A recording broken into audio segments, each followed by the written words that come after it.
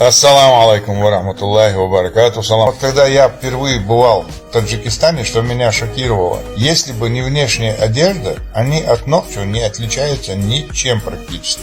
салом тамошобинони канали Гарм Лайф.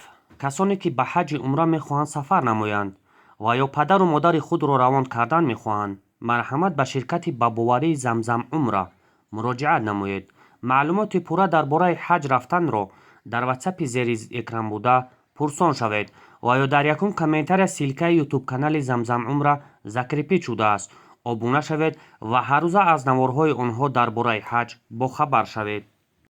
Ассаламу алейкум ва рахматуллахи ва баракату. Салам маршал. Душевик хоми бусур вежи ежри. Пояренс был аричка салам маршалду. Здравствуйте, друзья мои. У меня есть знакомый, который начал изучать чеченский язык. И он сам был в шоке от того, что большинство слов у нас в топонимии, произношении, обозначении совпадают. По-другому называют машчо, машчуах, матчо. Само слово нахчо созвучно с нашим самоназванием. Это название горного района на территории Таджикистана, Киргизии и Узбекистана.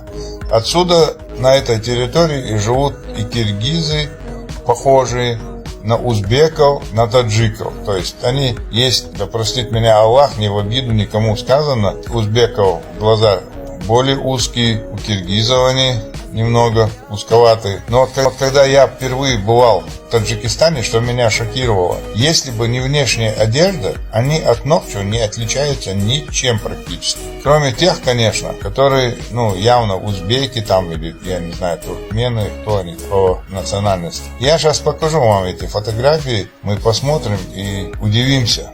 Внешний вид от девушек, если бы не национальная одежда, сейчас мы посмотрим еще лица в других изображениях, они очень похожи на наши лица, на наших женщин, парней, мужиков. Я говорю, если сменить национальную одежду, то отличить практически невозможно их от нас. Именно ту часть, которая не являются узбеками или киргизами. Если убрать тюбетейки, дальше вы уже перепутаете, это Нохчо или нет.